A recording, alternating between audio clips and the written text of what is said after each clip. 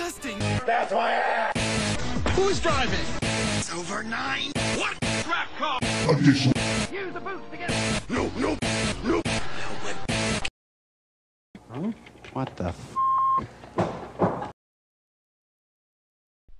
Hello again, everyone.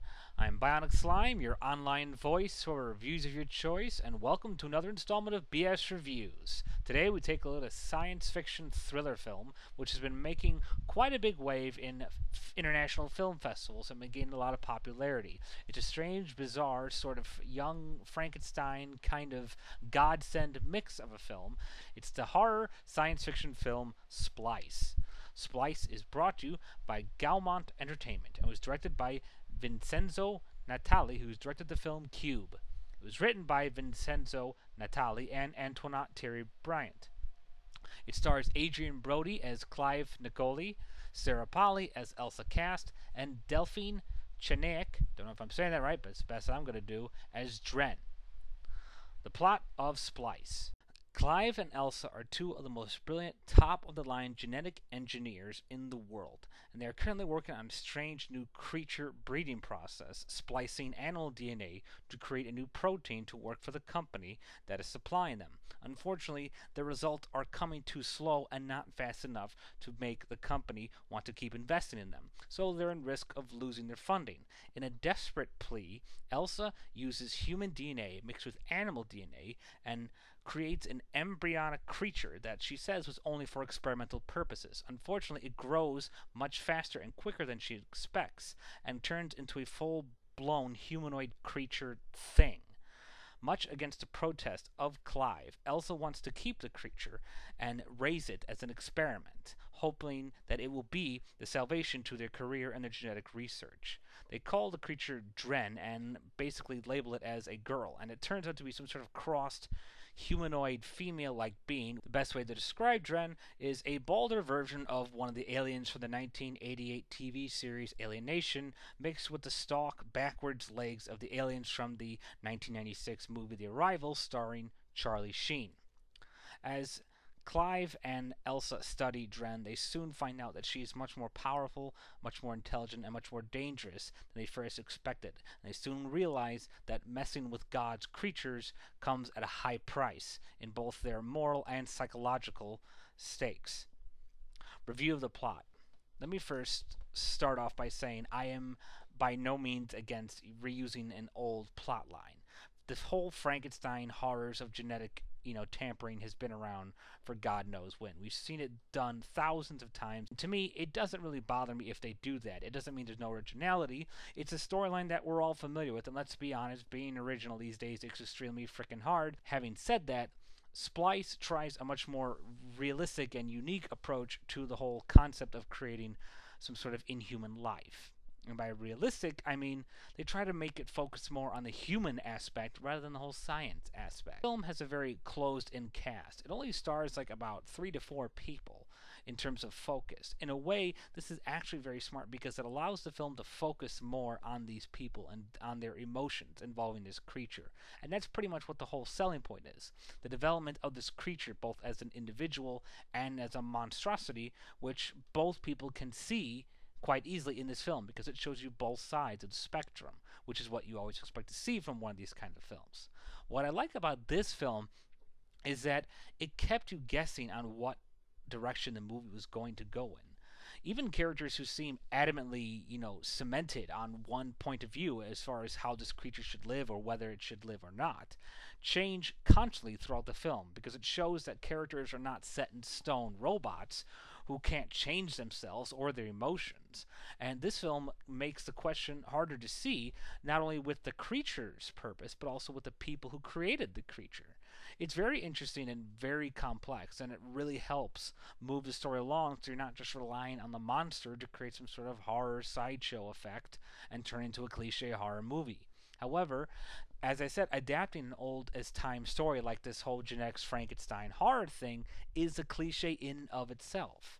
And no matter how inventive or cool this movie tries, it is extremely difficult to dodge those cliches. It doesn't ruin the film, but it definitely makes itself evident. And I like the fact, though, that this movie took you in different places because I really didn't know what to expect from it. It's labeled as a horror film, but I truthfully just don't see it as one. And people may bitch about how special effects have taken over Hollywood, but I gotta say, I don't see how any realistic prosthetic makeup can truly have duplicated how unique this creature, Dren, looked. So in that department, I definitely give it my props. Review the characters. As I said, we have a close quarters cast, very limited amount of people, and this was a very good idea, especially when you have such solid quality leading actors like Adrian, Brody, and Sarah Polley, both of which who have proven in other films that they are quite talented, and that even when they're stuck in bad movies, they can prove they got the acting chops to pull it off. Adrian Brody was phenomenal in here. He's been missing and striking out with a couple other projects, but here he was definitely on top. He was probably the most effectively developed character, even more so than the creature Dren, who's supposed to be the complex scene stealer. But Adrian Brody to me was a real showstopper here. He was phenomenal, deep, complex, unique, and very believable. He was so powerful and strong here. It was such an incredible performance. I really think gets overlooked by the fact this is supposed to be like a monster film, that you don't appreciate his work, and I really did appreciate his work in this film. Sarah Polley was kind of interesting because she was hard to read. In the beginning, she seemed very generic, almost simplistic, and then at times I felt that her transition between going to a scientist and then this motherly type figure who supports and loves Dren as if it were a child almost came out a little laughable, but she actually managed to switch gears and make it much more interesting as the film progressed. So at first I was worried, but she definitely picks it up. Delphine Chenek, who plays Dren, is incredible because so much is said without her even saying it. She doesn't actually speak through the film. She speaks through like clicks like a dolphin or like an animal, and so much is read through her actions that it really shows a credit to her as an actress that she can say so much even though most of it is amplified with the special effects. It's very impressive. The rest of the characters are all pretty small and not really in the movie enough to warrant any kind of explanation. As I said, it's a small cast. Review the cinematography and the music. Music was very good. At times there was no music at all, and it really helped the film's, dark, ominous feeling and the score of the film. Other times there was music, and it was creepy and eerie enough, yet polite and gentle to reveal the mixed message the film is trying to tell you. With always in these kinds of films, you don't know if this monster is a blessing or a curse, or whether it should live or die. And the music did a good job amplifying that, especially with the cinematography, because it really amplified the bizarre nature of this film, and it is quite bizarre. And the camera works to really help emphasize that as you're watching the film, especially when the interactions of watching Dren. Some of her best shots are done so beautifully just by her standing there, and it's helped so much by the camera work. Flaws about the film. Aside from the whole cliche aspect of this being a very obvious Frankenstein story nod, the biggest problem Splice has is that everything keeps going fine until something in the film happens that's so bizarre, so weird, and so completely out of place that no matter how hard or how much the creators try to make it seem like it's part of the film's aspect, it just doesn't fit. It's such a weird, bizarre moment that just totally almost ruined the film for me, and everything just fell apart from the film afterwards.